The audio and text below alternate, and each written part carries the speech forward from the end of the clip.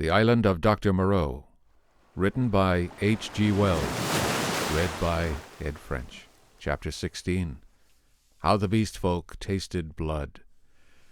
But my inexperience as a writer betrays me, and I wander from the thread of my story. After I had breakfasted with Montgomery, he took me across the island to see the fumarole and the source of the hot spring, into whose scalding waters I had blundered on the previous day.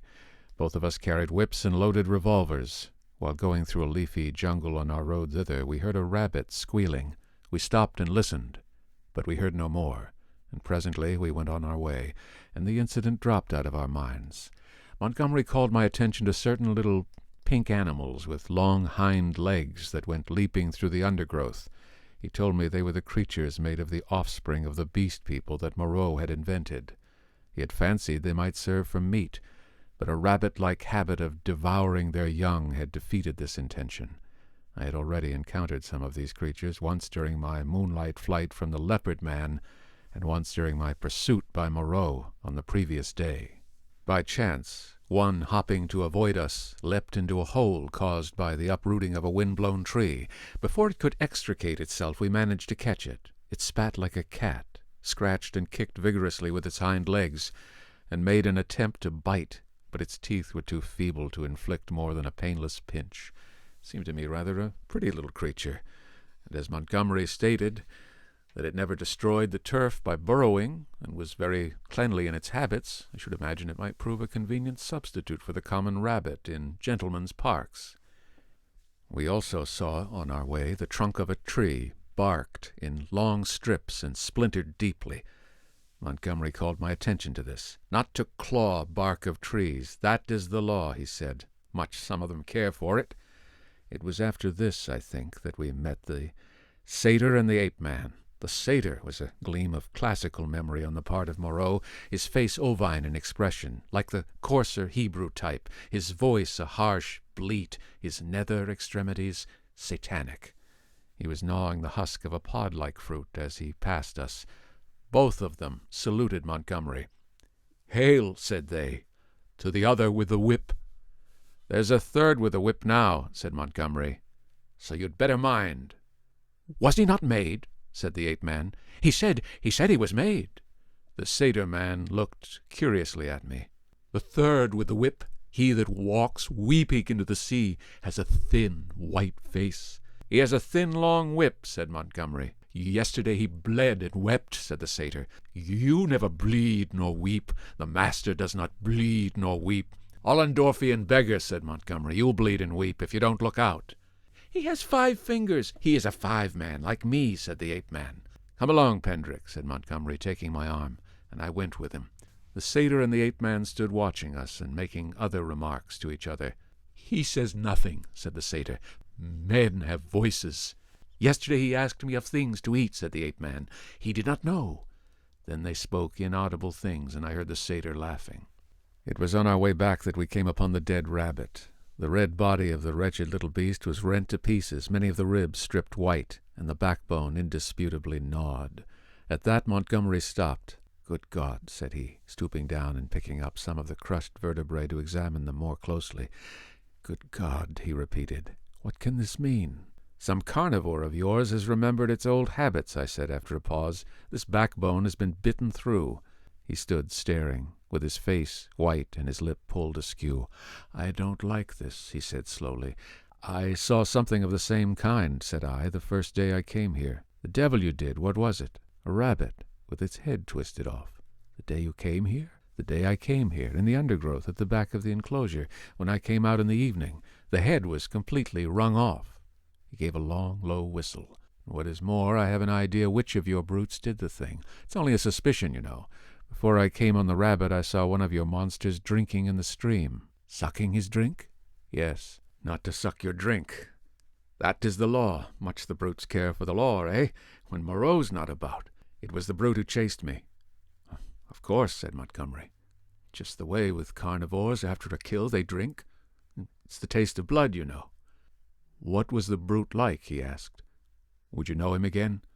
He glanced about us, standing astride over the mess of dead rabbit, his eyes roving among the shadows and screens of greenery, the lurking places and ambuscade of the forest that bounded us in. "The taste of blood," he said again. He took out his revolver, examined the cartridges in it, and replaced it. Then he began to pull at his drooping lip. "I think I should know the brute again. I stunned him. He ought to have a handsome bruise on the forehead of him." "But then we have to prove he killed the rabbit," said Montgomery. "I wish I'd never brought the things here." I should have gone on, but he stayed there thinking over the mangled rabbit in a puzzle-headed way. As it was, I went to such a distance that the rabbit's remains were hidden. "Come on," I said. Presently he woke up and came towards me. "You see," he said almost in a whisper, "they're all supposed to have a fixed idea against eating anything that runs on land. If some brute has by accident tasted blood—" We went on some way in silence. "I wonder what can have happened," he said to himself. Then, after a pause again, "I did a foolish thing the other day. That servant of mine, I showed him how to skin and cook a rabbit. It's odd. I saw him licking his hands. It never occurred to me.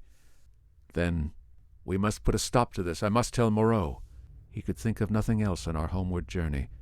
Moreau took the matter even more seriously than Montgomery, and I need scarcely say I was infected by their evident consternation. "We must make an example," said Moreau. "I have no doubt in my mind that the leopard man was the sinner, but how can we prove it? I wish, Montgomery, you had kept your taste for meat in hand and gone without these exciting novelties. We may find ourselves in a mess yet through it." "I was a silly ass," said Montgomery, "but the thing's done now, and you said I might have them, you know." "We must see to the thing at once," said Moreau. "I suppose if anything should turn up, Malling can take care of himself." "I'm not so sure of Malling," said Montgomery. "I think I ought to know him." In the afternoon, Moreau, Montgomery, myself, and Malling went across the island to the huts in the ravine. We three were armed. Malling carried a little hatchet he used in chopping firewood, and some coils of wire. Moreau had a huge cowherd's horn slung over his shoulder. "You will see a gathering of the beast people," said Montgomery. "It's a pretty sight." Moreau said not a word on the way, but his heavy, white-fringed face was grimly set. We crossed the ravine, down which smoked the stream of hot water, and followed the winding pathway through the cane-brakes until we reached a wide area covered over with a thick, powdery yellow substance, which I believe was sulphur. Above the shoulder of a weedy bank the sea glittered. We came to a kind of shallow, natural amphitheater, and here the four of us halted. Then Moreau sounded the horn and broke the sleeping stillness of the tropical afternoon. He must have had strong lungs. The hooting note rose and rose amidst its echoes to at least an ear-penetrating intensity. "Ah!" said Moreau, letting the carved instrument fall to his side again. Immediately there was a crashing through the yellow canes, and a sound of voices from the dense green jungle that marked the morass through which I had run on the previous day. Then, at 3 or 4 points on the edge of the sulphurous area, appeared the grotesque forms of the beast people, hurrying towards us. I could not help a creeping horror as I perceived first one, then another trot out from the trees or reeds or come shambling along over the hot dust. But Moreau and Montgomery stood calmly enough, and perforce I stuck beside them. First to arrive was the satyr, strangely unreal, for all that he cast a shadow, and tossed the dust with his hooves. After him, from the brake, came a monstrous lout, a thing of horse and rhinoceros, chewing a straw as it came. And then appeared the swine-woman, and 2 wolf-women. Then the fox-bear witch, with her red eyes and her peaked face, and then others, all hurrying eagerly.